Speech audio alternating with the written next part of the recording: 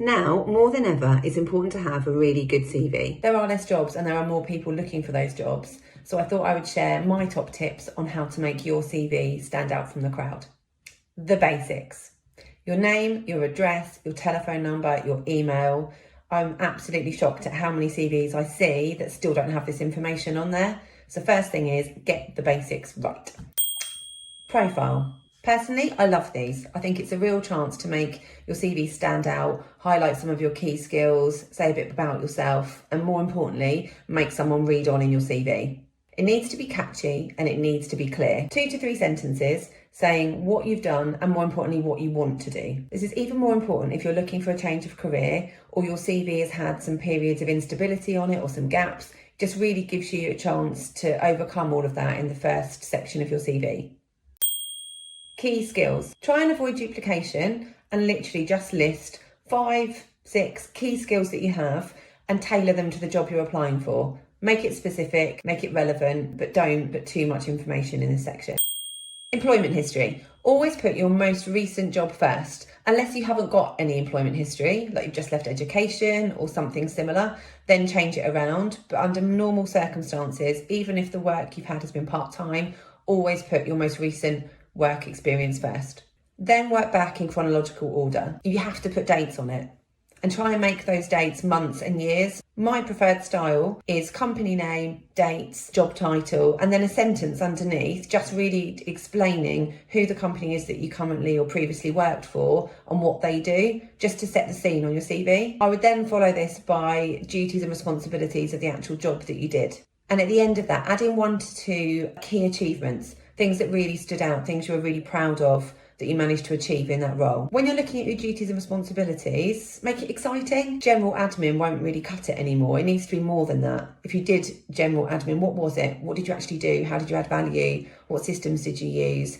Depending on how much work experience you have, I would suggest 6 to 7 key skills per job. I'd add in more if the experience is relevant for the job you're going forward for, and less if it isn't. Having gaps in your CV, quite simply, people don't like it. Don't avoid it. If there is a gap, that's absolutely fine. But if there is a reason why you've had a gap on your CV, try and explain it so there's no unanswered questions when they're reading through it. If you've had lots of jobs, the same thing applies. People aren't really that keen on it. So if there's a reason why, as in you've had lots of temporary jobs to build up experience, or you've unfortunately been made redundant, make sure you put that down. Job title.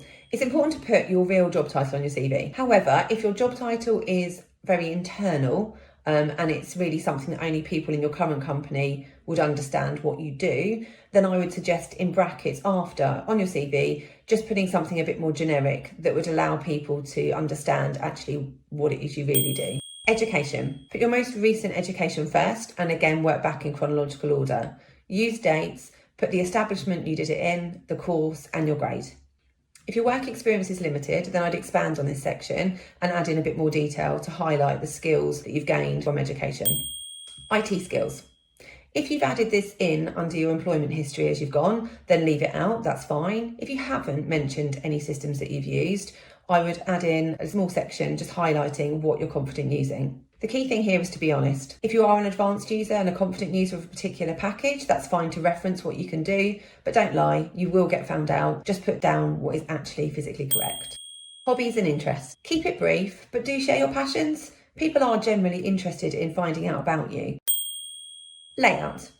Take on my points around content, but be as creative with the layout as you want to. If your background is within marketing or a creative role, then people would expect to see a really creative CV that shows a flair for your skills, your personality. They'd expect to see something like that. If you're not looking for a creative role, then a Word document is fine. File type. Sounds like a trivial one, but make sure you're aware of the acceptable file types for the jobs you're applying for. Some larger companies now use software to pre-screen CVs. And actually, if you're sending your CV in the wrong file type, it won't be able to be read. So you may well get rejected, but not because of your CV, just because of the file type. Length.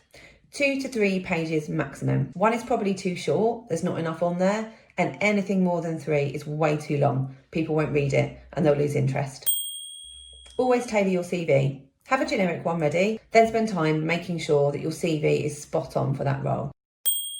And hang on in there. It is tough out there, but stay positive. There may not be as many jobs as there were before, but there are jobs. You only have one shot to send your CV, so make sure it stands out for all the right reasons. Good luck.